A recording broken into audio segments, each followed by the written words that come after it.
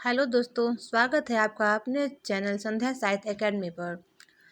तो दोस्तों, आज हम पढ़ने वाले हैं अपभ्रंश साहित्य के कवि पुष्पदंत के बारे में। कल के वीडियो में हमने अपभ्रंश के कवि स्वयंभू को पढ़ा था और आज हम पढ़ेंगे पुष्पदंत को।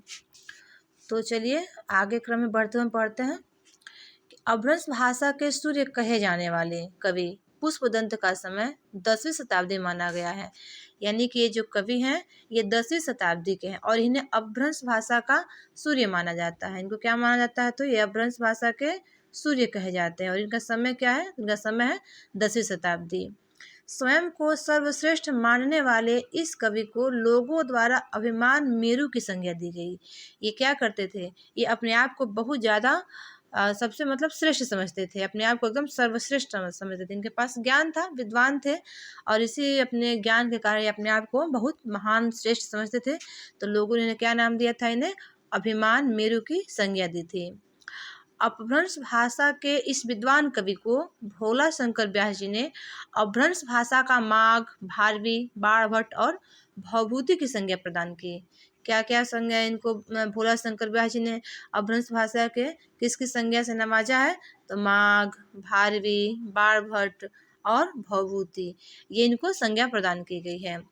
शिव सिंह सेंगर द्वारा रचित पुस्तक शिव सिंह सरोज में, शिव सिंह सेंगर ने एक पुस्तक लिखी थी शिव सिंह सरोज। उस अपने पुस्तक में शिव सिंह सरोज में क्या कहते हैं? ये कवि पुष्पदंत को भाषा का जड़ कहते हैं। इन्हें भाषा का जड़ कहते हैं। इनके 4 ग्रंथ प्राप्त होते हैं। ये मुख्यतः तो इनके ये 3 ग्रंथ जो है जैसे कि महापुराण है, अड़य कुमार है, जसहर चरिऊ है। ये सब क्या है? ये चरित्र प्रधान जो है ग्रंथ है, जिनके बारे में जो है हम नीचे अभी पढ़ने वाले हैं। तो ये इनके ग्रंथ हैं। हजारी प्रसाद द्विवेदी ने पुष्पदंत के समय को 9वीं शताब्दी माना है। हजारी प्रसाद द्विवेदी ने कब समय माना? इनका 9वीं शताब्दी माना है। और जबकि शिव सिंह सेंगर ने इनका समय 7वीं शताब्दी माना है। हजारी प्रसाद द्विवेदी के अनुसार ये 9वीं शताब्दी के हैं और शिव सिंह सेंगर के अनुसार ये 7वीं शताब्दी के हैं। और सर्वमान्य इनका शताब्दी 10वीं शताब्दी माना गया है। तो ये हमारे जो है कवि हैं, उनके जो मुख्य रचनाएं हैं उनके बारे में इनका पूरा विवरण हम लोग देख लेते हैं। तो सबसे पहले पढ़ेंगे हम लोग महापुराण के बारे में। तो ये है महापुराण, इनका जो है ग्रंथ है महापुराण। देखिए यह एक प्रबंध काव्य है। महापुराण क्या है? यह एक प्रबंध काव्य है और इसका मूल नाम त्रिशिष्टि महापुरुषी गुणावलंकार मिलता है। यानी कि जो इसमें एक इसका नाम है जो है त्रिशिष्टि महापुरुषी गुणावलंकार मिलता है। 20 इसमें जो है 20,000 पदों में 63 जैन तीर्थंकरों के चरित्र का आख्यान मिलता है। कितने का? 63 जैन तीर्थंकरों के चरित्र का आख्यान मिलता है। देखिए यहाँ लिखा ना, त्रिशिष्टि महापुरुषी गुणावलंकार, यानी 63 महान पुरुषों के गुणों का जो है पूरा इसमें वर्णन मिलता है।